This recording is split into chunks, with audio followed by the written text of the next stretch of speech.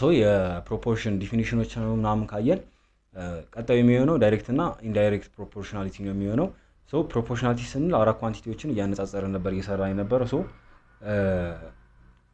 ናው እዚህ ጋር ወዴት ነው የሚወስደን? ዳይሬክት ፕሮፖርሽናሊቲ ስንል our definition will be y is said to be directly proportional to x written as x y proportional to x if there is constant k such that y is equals to kx or k is equals to y over x.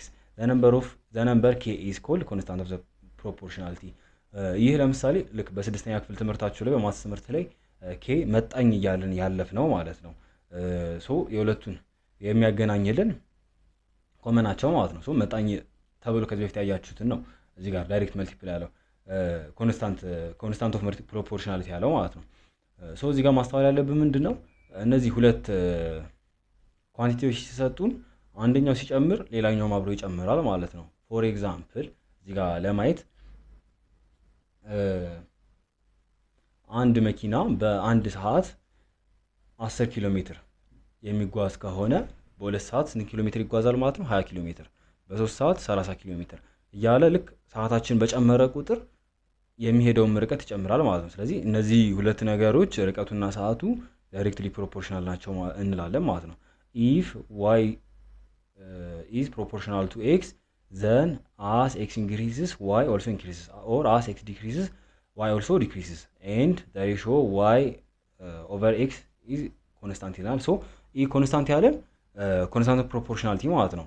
ከዲፊኒሽናችን ስናይ y is equals to kx ተብለናል። ስለዚህ በx ስናካፍለው k ብቻ ይቀረናል ማለት ነው። ስለዚህ አሁን ለምሳሌ አሁን ባወራነው ኤግዛምፕል ላይ ብንመለከት በአንድ ሰዓት 10 ኪሎ ሜትር ይሄዳል ብለናል። ስለዚህ 10 ሲካፈል ለአንድ ብናደርገው 10 ራሱ ይሰጠናል። በሁለት ሰዓት ደግሞ በሁለት ሰዓት ደግሞ 20 ኪሎ ሜትር ይሄዳል ብለናል። ስለዚህ 20 ሲካፈል ለሁለት ብናደርገው መልሶ 10 ይሰጠናል። ስለዚህ የ10ራችን ምንድነው ኮንስታንት ኦፍ ፕሮፖርሽናሊቲያችን ነው ማለት ነው። ስለዚህ በየሰዓቱ በጨመረ ቁጥር በ10 ይጨምራል ማለት ነው። ስለዚህ y ሲካፈል x ኮንስታንት ነው ያለው ለዛ ነው 20 ሲካፈል ለ2 30 ሲካፈል ለ3 ያደረግን ብንሄድ ተመሳሳይ ኮንስታንት ቁጥር ስለሚሰጠን ኮንስታንት ኦፍ ፕሮፖርሽናሊቲያችን kያችን ተመሳሳይ ይሆናል ማለት ነው። ሶ ኤግዛምፕላችን ስናይ if y proportional to x then find the value of m ይለናል። ሶ በ12 ሲሆን x 48 ነው። ሶ 6 ሲሆን ስንት ይሆናል ማለት ነው። እዚህ ጋር ማስተዋል ያለብን አሁን ከ12 ወደ 6 ነው ሄደው ሶ ቀንሷል ማለት ነው። ስለዚህ ገና ምርታችንን ሳንሰራ እንኳን ማየት ያለብን ከ48 ያነሰ ቁጥር ነው መምጣት ያለበት ማለት ነው። ሶ እንየው ከ12 ወደ ስለዚህ አሁን እዚህ ጋር ኮመናቸው ማን ነው? ኮንስታንት ኦፍ ፕሮፖርሽናሊቲ የምንለው ማለት ነው። ያ ማን ነው?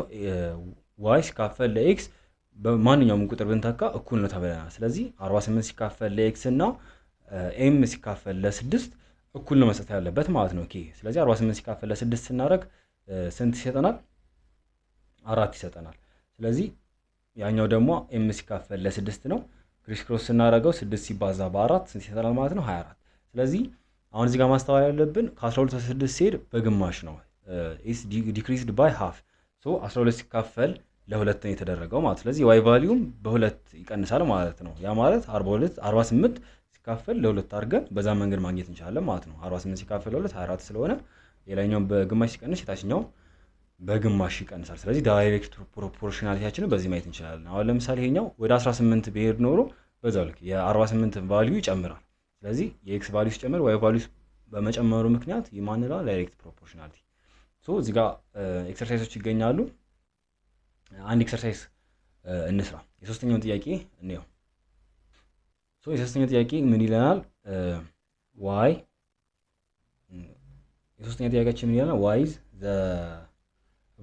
what is the value of m from the given table below if y is proportional to x ሶ እዚህ ጋር በሰራ ነው በተመሳሳይ መንገድ ምንድነው የምናደርገው?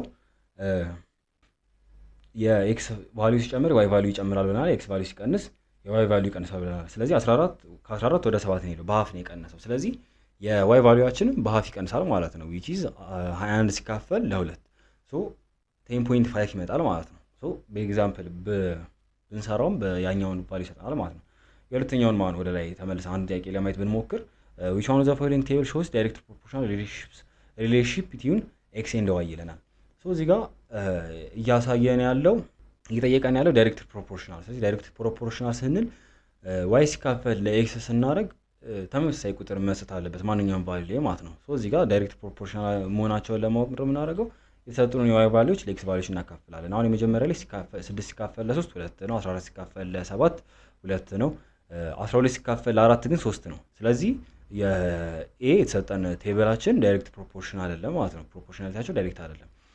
የቢን ደግሞ ለማየት ብንሞክር 28 ሲካፈል ለ4 3 ይሰጠናል። 15 ሲካፈል ለ5 3 18 ሲካፈል ለ6 3 ስለዚህ 3 3 3 3 እያለ ሄደ ማለት ነው። ስለዚህ ኮንስታንት ኦፍ ፕሮፖርሽናሊቲያችን 3 ነው ለሁሉም ማለት ነው። ስለዚህ እነዚህ የተሰጡን ቁጥሮች የዋይ እና ኤክስ ቫልዩዎች ዳይሬክትሊ ፕሮፖርሽናል ናቸው ማለት እንችላለን ማለት ነው። ስለዚህ ማንኛውም ጥያቄ ቢሰጠን በዚህ መንገድ እንሰራዋለን። ሁለተኛው ደግሞ ዳይሬክት ፕሮፖርሽናሊቲ እያልን መጣን። ሶ the second will be indirect proportionality ወይም ደግሞ inverse proportionality የምንለው ማለት ነው። our definition will be y is said to be inversely proportional to x written as y is inversely proportional to directly proportional to 1 over x reciprocal ማለት ነው። so if there is a constant k say that y is equals to k over x so direct proportionality ስናይ እንዴት ነበረ? y is equals to k times x ነበረ but here የአንደኛው ቫልዩአችን ሲቀንስ የአንደኛው ስለሚጨምር k over x ይሆናል ማለት ነው። so k is equals to our constant of proportionalityያችን ምን ይሆናል? y times x ይሆናል ማለት ነው። የቅድሙ ላይ y over x ነበር እያልን የሰራን so እዚህ ጋር y times x ይሆናል ማለት ነው። so ማስተዋል ያለብን if y is proportional to 1 over x then as x increases y decreases or as x decreases y increases and then the product of y times x is constant ማለት ነው። እስካሁን ስናይ የነበረው y over x y divided by x is constant ያለ ነው። እዚህ ጋር እንዴት ነው ለምሳሌ ማስተዋል ያለብን ምንድነው y is proportional to 1 over x ብለናል። ስለዚህ አሁን እዚህ ጋር x ን ቫልዩ በመጨመርን ቁጥር የሚካፈልልን ቁጥር ኮንስታንታችን ነው። ለምሳሌ 4 ቢሆን ኮንስታንታችን x ቫልዩ እየጨመረ ቢሆን ለምሳሌ ከ1 2 3 4 እያለን ብንሄድ የሚካፈለው ያነሰ ይመጣል። ያ ደግሞ የy ቫልዩ ነው ብለናል። ሶ የx ቫልዩ ሲጨምር የማን ቫልዩ ይቀንሳል?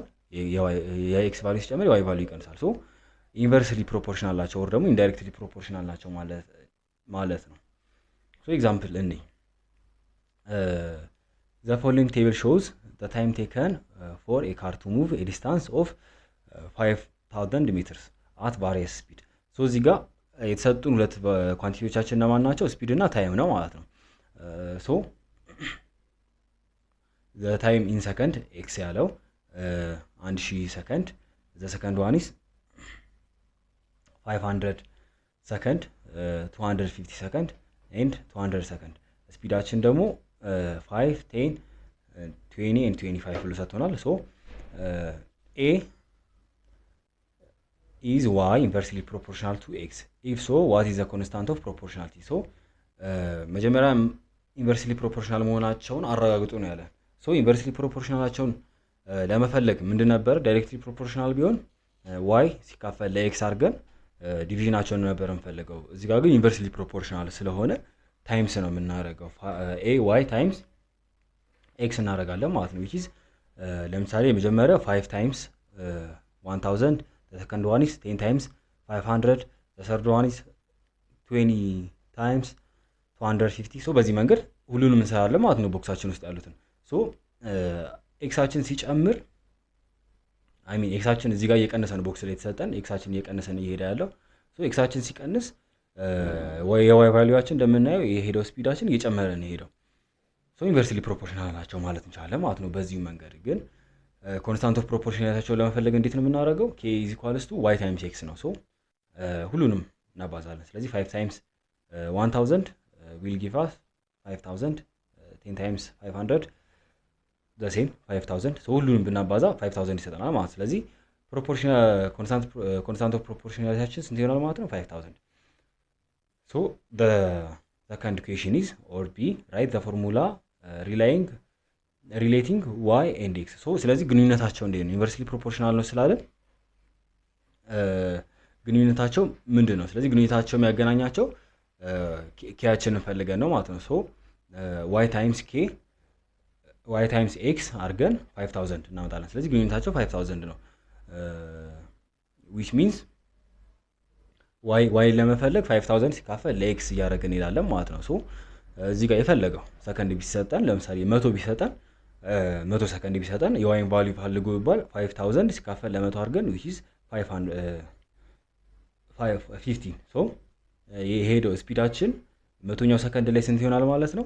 50 ይሆናል ማለት ነው። ሶ በዛ መንገድ ሪሌት እናደርጋቸዋለን። the third question is using the formula calculate the time taken by the car to cover the given distance moving at speed of 8 ሜትር ፐር ሰከንድ። ሶ እዚህ ጋር የተሰጠ ማለት ነው ዋይን የተሰጠ ማለት ነው 8 ሜትር ፐር ሰከንድ ሰጥቶናል።